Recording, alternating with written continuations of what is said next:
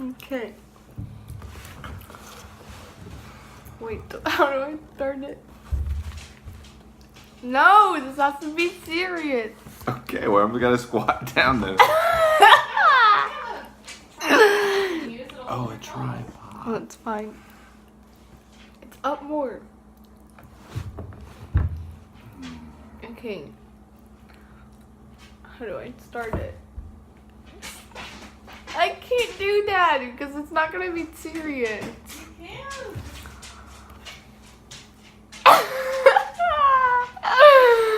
No, I have to edit this.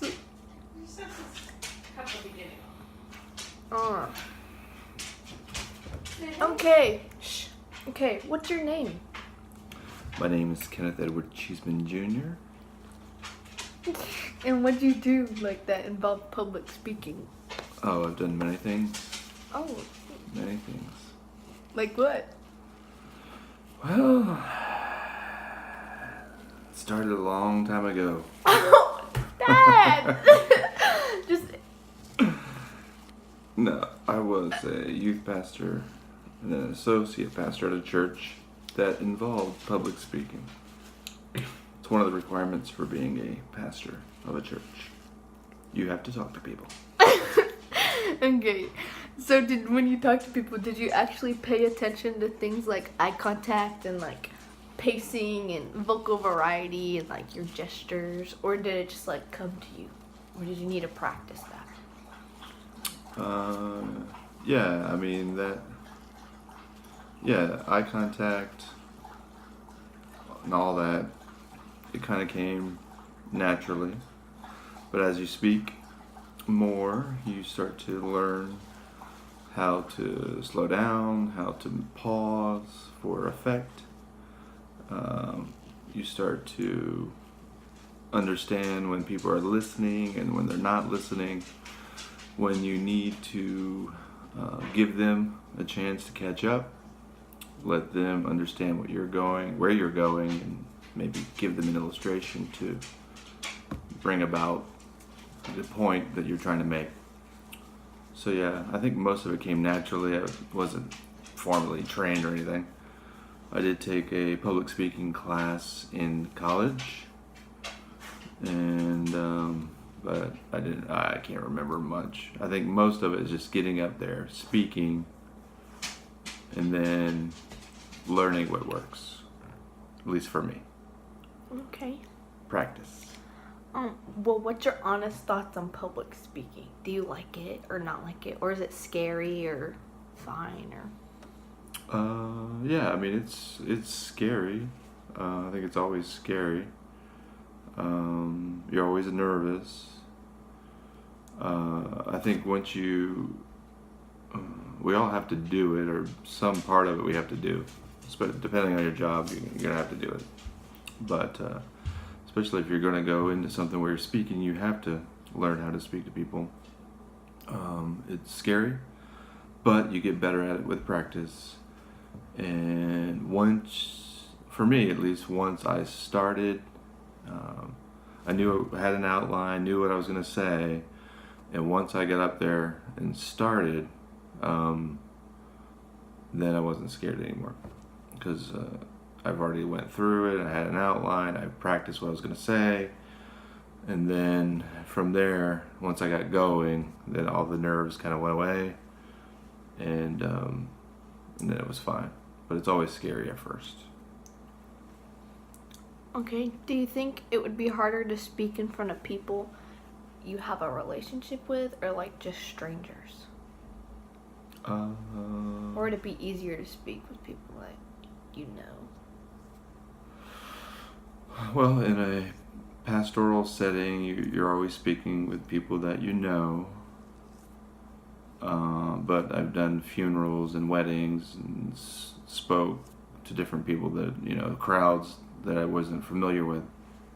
And yeah, I think people that speaking over and over again to groups would be easier. But it's still the same principle. Once you get up there, once you get going, and once you've learned how to formulate your thoughts and go over your outline, and you get going, it kind of just, it's about the same thing. The nerves might be a little. You would prefer to talk to people that you know? I don't know. I think it's more comfortable, but as someone that wants to get a message across, you want to talk to different people. With the same youth group, same youth kids, it can get kind of boring. Because they get used to you, they get familiar with you, and maybe they're not listening as much. And so going to different crowds and different people, sometimes you might have a different effect on people. And you want your speech, you want your teaching to affect people and to change people's minds and to encourage them into whatever the point of the speech is. You want to do something with it. So sometimes going to a different crowd, different people, the first time they ever heard this, and they don't have any preconceived notions of who you are, could be effective and beneficial. It's kind of like trying to teach your kids and they don't listen anymore. That's not at me. What do you fear most about speaking in front of people? I guess you fear that you are going to completely blank out. And so my backup was always if I figure the worst thing that can happen is that I could just completely blank out and not remember anything and kind of start drooling and making crazy noises. That's why you have an outline. That's why you have an outline. Have it right there. But if you need to, you can always fake a seizure and just fall on the floor and they drag you out and they feel sorry for you. So that was only my backup. Just fake a seizure. Or just calm down and wait until you're... I've seen guys that just completely freaked out. I'm just like, "Rah." What the heck? Let's drag them off. But that never happened. Miss Lane showed us a video where some guy fainted. You could faint too. Don't lock your legs. Learned that in the military. Who inspired you to be a youth pastor? Why'd you do that? Just preachers and different teachers that I admired and listened to on the radio and watched on TV. And I wanted to do the same things they did. I wanted to affect people for the name of Jesus, to call people to follow and obey him, to know him. And so it was worth the uncomfortable learning how to get in front of people. And we did a lot of practicing too. My mentor would make us get up in front and preach. And there'd be 3 or 4 preachers out in the crowd. And it was hard work, but again, after time, you start getting better and better at it. So did you like being a youth pastor? I did. I like being a youth pastor. I like more being a associate pastor and dealing with adults, because kids are stupid. Yeah. Okay, that's our interview. Thank you. Okay.